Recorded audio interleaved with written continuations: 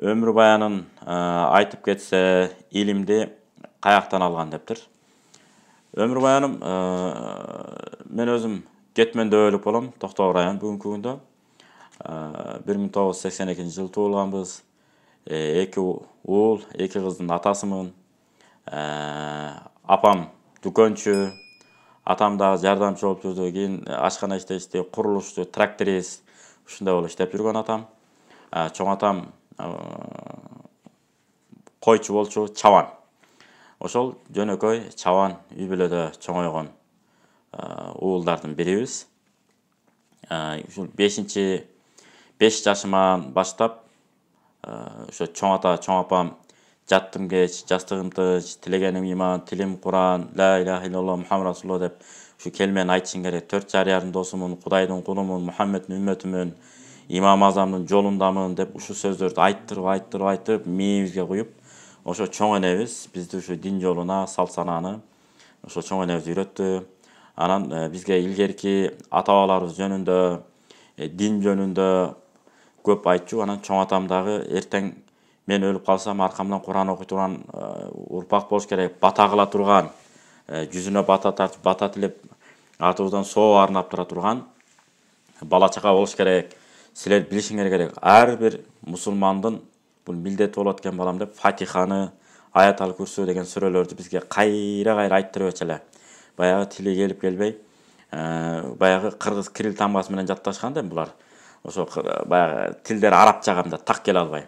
Аллаху ла иляха илля хуал хайюл койюм дегенди Аллах иляха илля хуал кайюл кайюм деп иши кылып, ушундай кылып не кылган, дити менен бизге үйрөтүп, кирилл тамгасы менен болсо дагы жаттатып, анан биздин чоң аталар жөнүндө, андан мурунку чоң аталар жөнүндө баардыгы ушундай болуп өткөн. Куранды жаттаса балам, кыямат күнү биздин башыбызга тажы кийгизилет экен. Ушуларды сен аткарышыңар керек. Мусулманчылыкты бекем тутунган адам эч качан кор болбойт эки дүйнө деп ушундай нерселердин баарын үйрөтүп, натыйжада анан 3 классыбыздан баштап орозо кармай баштадык. Анан 5 класстарга барып калганда анан өзгөрүштө Айты деген дамлабыз бар, Эмил деген дамлабыз бар. Бирок баарыбыздын устатыбыз Айты деген дамлабыз. Ушу кишиден окудук. Кийин ал киши турмуш шартына байланыштуу көчүп кеткенден кийин Эмил деген устазыбыз бар. Ошо Эмил деген устазыбыз бүгүнкү күндө дагы Өзгөрүш айыл өкмөтүнүн баш имамы.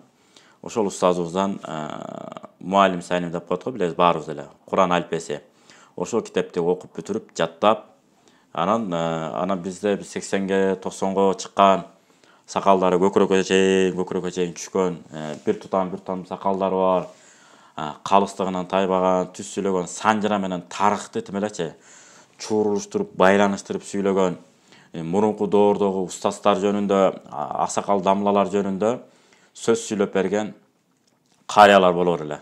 Ошолор кызыктырып, анан ошолорду макал лакапташтырып сүйлөгөн ушундай инсандар болор эле. Ошолорду карап отуруп, угуп отура берчү элек. Анан барып Куранды үйрөндүк, намазды үйрөндүк. Анан 7-8 класстан, 7-класстан кийин 14 жашыбызда Сокулукка келдик. Кадимки мынагу даватчылардын эң бир көрүнүктүү бир дамлалардын бири мына Сиражин деген дамла, билесиздер баарыңыздар. Ушу Сиражин дамланын атасы бар эле. Рахманкул деген дамла. Өзү Лейлектен болот ал киши. Ушу Сокулукта Токтогулдан нар жагын кабыл алыш эмес. Таш урса эле бир моллонун башына тиет.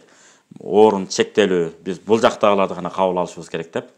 Анан бул жактан бизде Токтогулда силерде акындар, анан ушу дин көп чыгат, анан ырчылар көп чыгат. Анан берки динден болсо алыстап кеттиңер, башка тармагынан гана эмгектенип калыпсыңар, динден алыстап кетипсиңер. Ушундан бул жагын алалы деп анан бизди кабыл алган. Мишка деп коет элек. Анан Мишка деген акебиз, Расул деген акебиз ушулар бизди ушул жака кызыктырып алып келген. Рахманкул деген дамланын колунда окудук, барып келип окуп жүрдүк. Мектепке барып катталып, кайра келип ушундай кылып. Анан кийин ал жерден Рахманкул дамла кетти, бир жумуштарына байланыштуу Кочкорго которулуп. Андан кийин азыркы бүгүнкү күндө да Сокулук районунун баш имамы Икрам деген дамлабыз бар, устазыбыз. Ушу кишинин колунда да бир 2 жыл окудук. Анан барып 11-класстын бүтүрүп, андан кийин аттестатты алдык, мектептерге катталып окуп. Андан Кара Балтага бардык. Бүгүнкү учурда Ислам институту бар ал жерде Кара Балтада. медресе емес, ислам институты. Молда Халил деген ұстазымыз бар. Азиреті Осман атындағы. Ошол институтты бүтүрдүк артыкчылык диплом менен. Фикты, грамматиканы болсо Молда Халил дамлада үйрөндүк. Фикты Молда Халил устаздан үйрөндүк. Грамматиканы Абдушукур Исмаилов деген устаз бар. Ушул киши Куранды которду го кыргызчага, Садуа Кастамла болуп. Ошол которгон китептин авторлорунун бири катары Абдушукур Исмаилов устаз. Ошол кишинин колунда 20 утурма даргиндер туугандан ошолордун программасын бүтүргөнбүз Молла Жамиге чейин. Андан кийин араб тилин арабча сүйлөгөндө устаз Ахмад, устаз Нидал деген, устаз Валид деген устаздарыбыз бар эле, араб устаздар. Ошолардын колунда 4 жыл окудук атайын. Араб адабиятын, китап адабият жазуусун, табир, туура сүйлөгөндү үйрөтүү, хевар деп коет, байланыш, табир, ошол кантип диалог кылыш керек, арабча эркин сүйлөө боюнча. Ошолордун бардыгын баягы грамматиканы окуп алгандан кийин, фикты окуп алгандан кийин, акыйданы окуп алгандан кийин, анан араб тилин сүйлөгөн бул жеңил болуп калат экен дагы. Анан баары грамматиканы окуп туруп, атайын арабтардын өзүнөн арабча сүйлөгөндү мындай жаса ошолордун бүгүнкү күндөгү араб тил китептерин окумайынча баары кээ бир каталар кетип калышы мүмкүн да. Мисалы, ваада деген сөз, уада берди деген сөз. Мисалы, сиз түздөн түз которушуңуз мүмкүн. Лака деген сага да. Ана мисалы, уадамды аткардым десеңиз, вафайту ваади деп коюшуңуз мүмкүн. Уадамды, эмнени, уадамды. Көрсө, араб тилинде сүйлөгөндө ал туура эмес болуп калат. Эмне деп айтасыз? Вафайту би ваади, би деген харфи жар бар. Ошону кошуп сүйлөйсүз да. Ана вафайту би ваади деп. Уадамды аткардым, бини сөз кошуп сүйлөйт экенсиз. Мына ушул сыяктуу эрежелердин баарын ошол араб устаздар бизге сүйлөп үйрөтүп, Курандан далилдерди келтирип, ошол устаздардан үйрөндүк. Андан 2 жыл мугалим болуп иштедик ал жерде. 1999 жылы тапшырып, 2003 жылы бүтүрүп, андан ал жерде 2 жыл мугалим болуп, анан кайрадан Бишкекке Молла Шакир деген устазыбыз бар эле.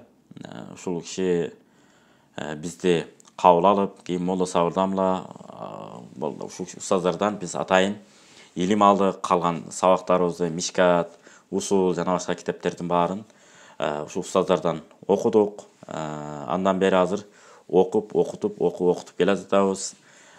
Токтогор районунда 2008-ден 2014 жылга чейин 6 жыл баш имам хатип болдук. Али радияллаху анху дагы 5 жыл, канча 6 жылга жакын, 6 жыл деп койсо да болот. Ошо 6 жылга тегерегинде 6 жылга жетип жетпей мөөнөт кызмат кылган экен. Анан имамчылык менен жүрдүк. Бирок имамчылыкка китептерде келгендей билимдүү, анан жашы жогору, анан тиричилиги бар, мындай байлардынбы, башканынбы, мансаптуулардынбы колун карабастан калыс Кудай үчүн кызмат кыла турган бир адамдар керек экен. Ал жерде биз азыр жаш кезибизде баягы кадр өстүрөлү, илимдүү кадрларды өстүрөлү деп биз эмне кылдык, кайра 6 жылдан кийин имамдыкты тапшырдык. Азыр кайра Бишкекте Чүй областынын Борбордук мечитинде жума хатип, жума баяндамачы болуп иштеп атабыз.